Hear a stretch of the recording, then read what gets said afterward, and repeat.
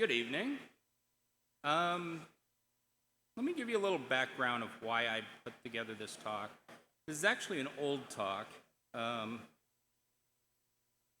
I've been going through a lot of interviews lately, giving interviews, the recipient of interviews, giving talks on different types of interactions during an interview. And one of the things that I'm finding is people feel uncomfortable giving interviews. Don't know why. Um, a lot of times they don't know the company they're coming to work for or interviewing for that matter. Um, and a little research, a little OSINT, something we're all familiar with here at SecDSM and in the security professional in general. But also along those same lines is the roles that we play. Everybody kind of has their own persona day to day. You go on a first date, you're dressed up nice, you're a gentleman or a lady, try to be. When you go to a job interview, you put on a different persona. That's kind of like social engineering. So I put together this talk to kind of get people in touch with that mindset. Do the research, do some OSINT. It's out there. There's plenty of information. And along the same lines, how to present yourself, how to become prepared with both the information and how you present yourself. A little bit about me. That's me. Background, electronic engineering, business leadership, cybersecurity for many more years than I want to count, over 30. I'm an IT leader, mentor, dog trainer, which is sometimes harder than any sort of leadership.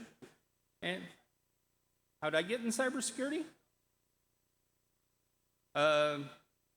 It can be. I have a puppy Malinois that has a whole mind of itself, and I have 2 couches that I've lost in the process of training. So yeah, I can say that. So yeah, I have some hobbies, but mostly I like to do research. So I'm going to put a lot of stuff up on the screen. I'm not one to read from it. I like to have more of the interaction conversation type situation. You guys are familiar with PowerPoint. You can dive from PowerPoint. But the main goal here is to land the job, to get the better job. Even do a lateral move to a new position and or company, like some people I've recently found out that I used to work with, and they've moved on twice, much better each time. So, okay. For the guy that just moved jobs, but yeah, he knows how to present himself. He knows how to present himself if he's sitting into a meeting with the board of directors or other IT technicals, because you got to wear different hats for those. And the goal for this is to get you in that mindset, to help you find those tools that'll help you, learn a little bit more about the company you're looking for, the position in your company. And maybe, as you're doing your research, maybe that's not a company you want to work for. You find out stuff that you don't agree with. Instead of wasting your time and their time, you can actually move on and do some more research to someone else. So that's kind of the overall goal for that. I gamified it by approaching it as a red team operation. In red teaming, social engineering is a key part. And yeah, you can pretty much walk through a lot of the steps the same, doing your research and your planning and your lateral movements within the company, and we'll go over that. What's your objective for this engagement? In the mind of a red teamer, you're wanting to scope it out, you know. Landing that security job is your goal. Rules of engagement? No lying. You got to live with this persona a long time, or at least a couple of years. No phishing, because they'll find you, especially if it's made up stuff. No fake identities. You got to be yourself through this whole thing. Now, what yourself is, that's a whole different thing. Are you going to present yourself as the, I don't know, college gamer that shows up in flip-flops? Or are you going to kind of present yourself in a way that shows that you take this job seriously? And in doing so, you've done the research. Yeah, I mean, success is obviously getting a call back, getting that interview, getting that offer, landing the job. Those are the big things. Reconnaissance. We all know it. We all love it. There's a lot of tools out there for reconnaissance alone. Yeah, you can, obviously, you know people. I mean, look around. There's people in this industry that know people.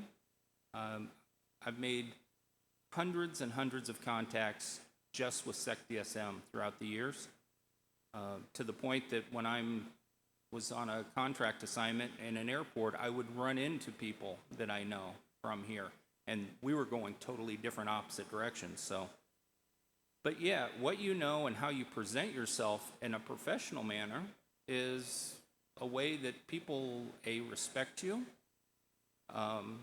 and take interest in what you do, and maybe even your career. Yeah, understanding the culture in when you're doing your reconnaissance of the company that you're looking for. Shared interests, communities, things like that. Some companies have sponsor CTFs, other activities that are more aligned to your cyber interests.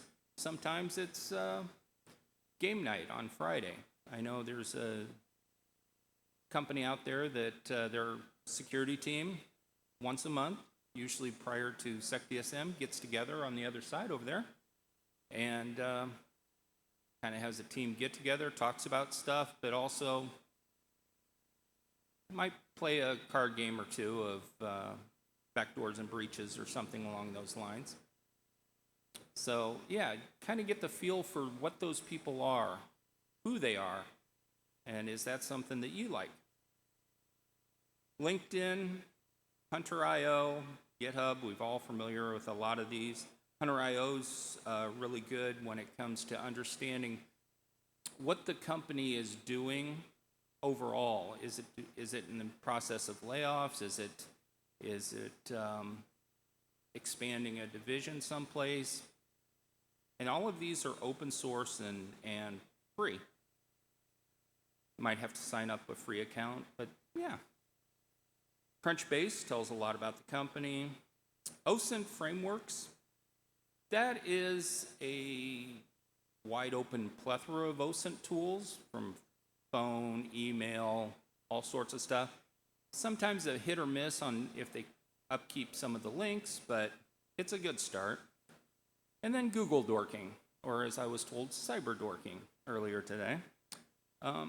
Yeah, knowing how to look into a company and dig into their sites and things like that. Also, try to be understanding of the company itself. Larger companies might have a cybersecurity team, but they also have another cybersecurity team. One's enterprise, one's focused in on applications, and they report differently up the chain.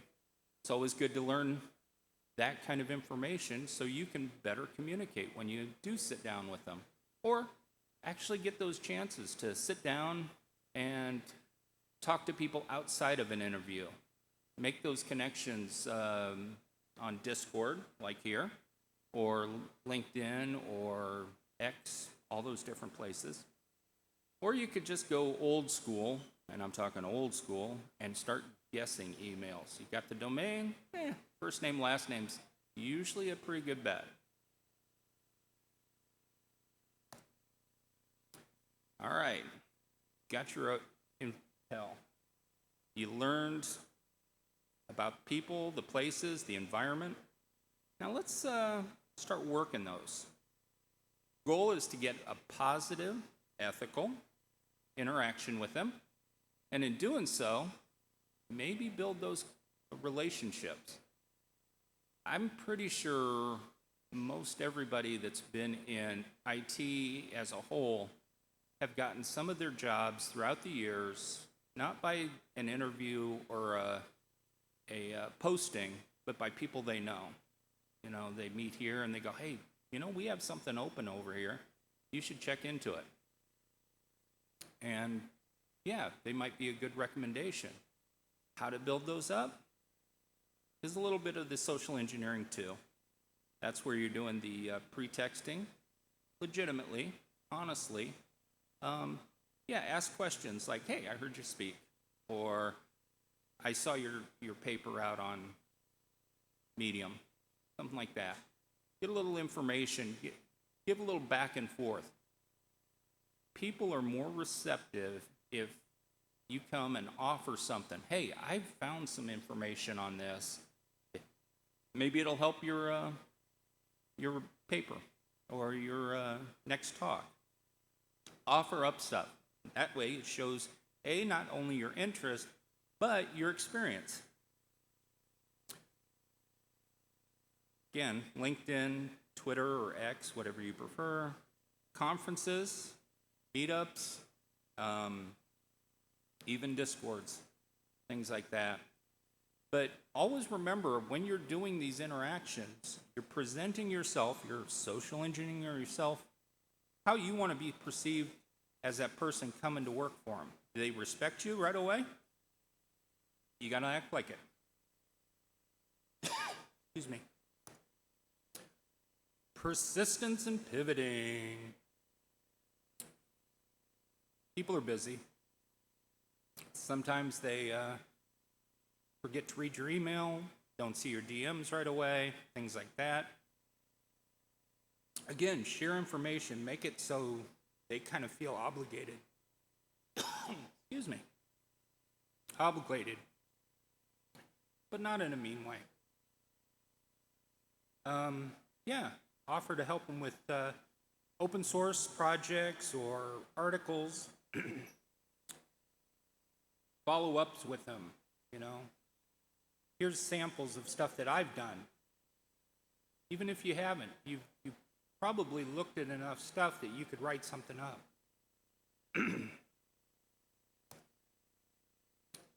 Now you're ready for the establishing of C2s, at least getting a job offer. Turn the people that you talk to into people that are interested in you, advocates. They want to brag about you, even if they don't have a job. Ask for informal interviews, those kind of things that are like, hey, Craig, I'm having a little issue with this kind of talk. Can you give me some feedback? Having that kind of back and forth. A, it gives you more comfortable with yourself and how you're presenting yourself. He can be honest to me and say, Mike, you're a jerk. Don't sound like that. Yeah. Always, anytime you're writing code or anything that somebody else can use, or a process or a procedure, share it. Set yourself up a GitHub.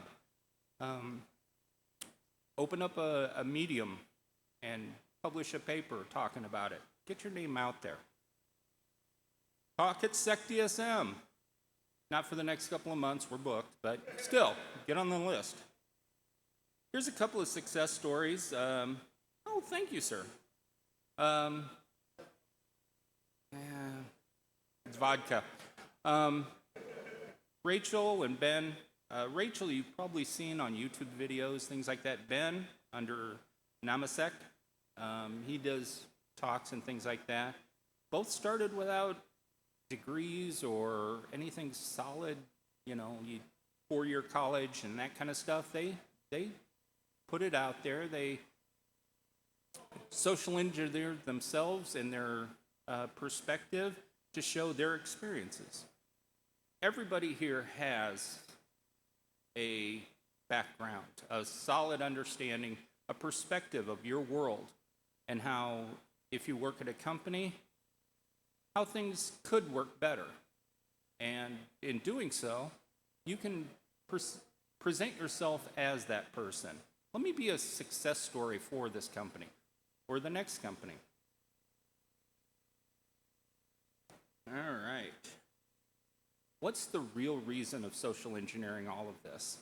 Obviously, while we're doing all of this towards getting a new job or a promotion or a lateral move into a whole new career in some cases, we're also working in the mindset of the bad guys, how they are presenting themselves and things like that. So you work to keep that eye contact and make certain statements or hand motions. When you're on the other side of the table, say you're interviewing somebody, you can identify these, understand what they're saying, and maybe understand, maybe they don't feel as comfortable. So you can notice those differences. And that's true with any attacker. Now, here's the secret. Social engineering and OSINT, you can use outside of the job, outside of everything. You can do that when you're trying to get a car loan.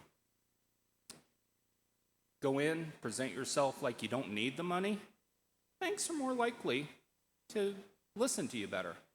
Dress nice, and they go, ooh, I want this person to be a person at my bank. When you're trying to just negotiate a conversation, present yourself as you want to be seen, and make sure it's an honest one.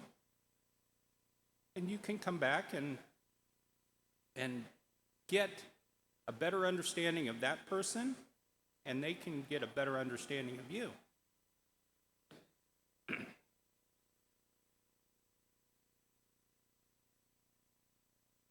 When you're up for a promotion, negotiate. Learn those OSINTs for that. Learn about the person that's going to give you the promotion. What do they like? What can you kind of play on? Talk nice about their dog or something like that to kind of break the ice will lower their defenses. All of that works pretty much wherever. You might even be able to get upgraded on flights to first class if you do it right. So,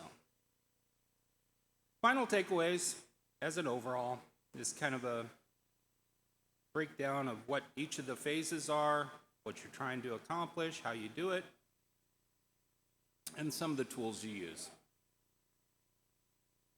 I don't know how I'm on a time here, but any questions? Not you. All right, if you have one too. All right. Yes, sir.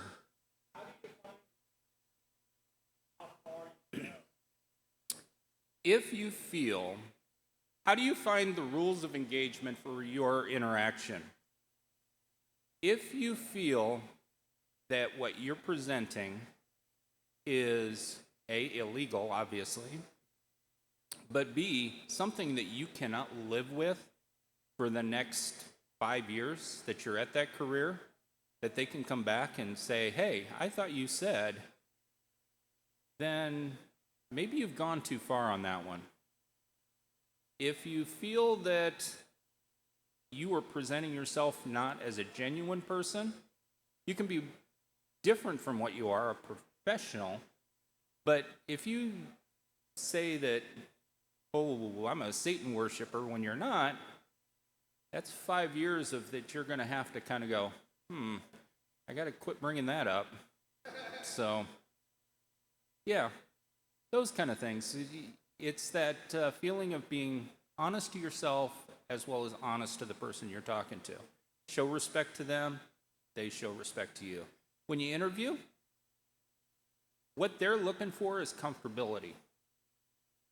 It's being comfortable with the conversation, and what you're trying to present is professional, but yeah, comfortable. When you get excited about a project that you worked on in the past or you have in your home lab, they can see and hear that kind of excitement in it, you know? And if you go to do your OSINT and you're looking at a company and they run Palo Alto, say, I haven't worked on a Palo Alto. Let me download a VM of an open source Palo Alto, give it a shot, test it out. If it's like pfSense or anything like that, you can do that. Talk about things that make you passionate that also applies to the job. Yes.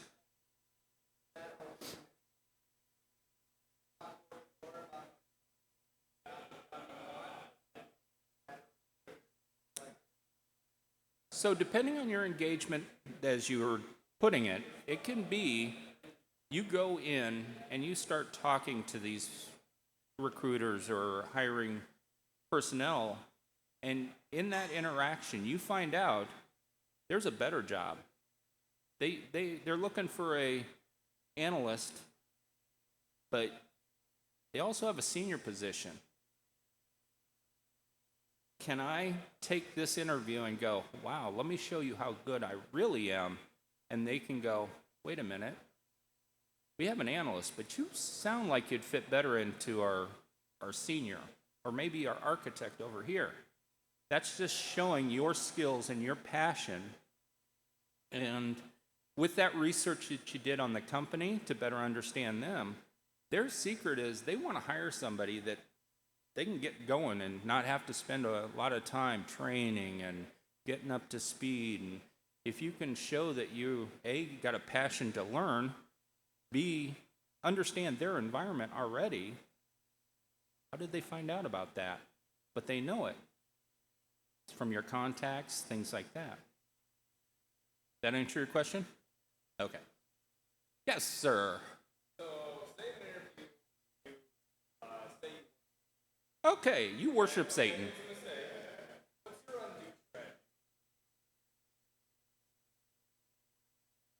If for that situation, you better hope you have a parachute. Because you might be working as an insurance company that only insures churches, and they probably wouldn't want that.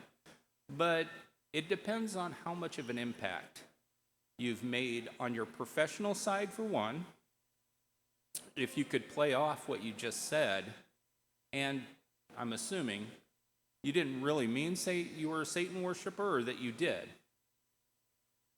That's a great question. I want to help you to Okay. So if you feel that you are a Satan worshiper, but you don't feel comfortable working for a company like this, then, bow out of the position. If you want the position, you downplay what your passions are, Satan worshiping. It's not like it's going to interfere with your work, or you're not going to ask for a special holiday off that's, well, maybe for you. So, anyone else? Yes, sir. I would have to say,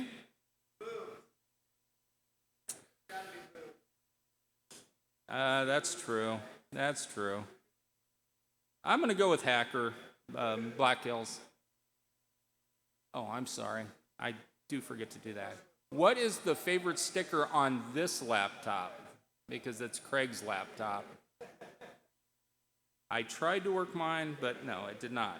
And I was actually going to say right out, and then I realized this isn't mine. All right.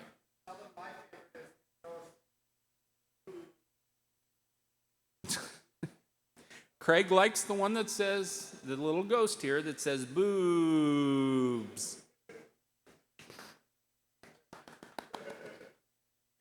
All right. Anybody else? All right. If there's nothing else, thank you very much. Enjoy some more pizza, get some more alcohol before it's gone. Thank you.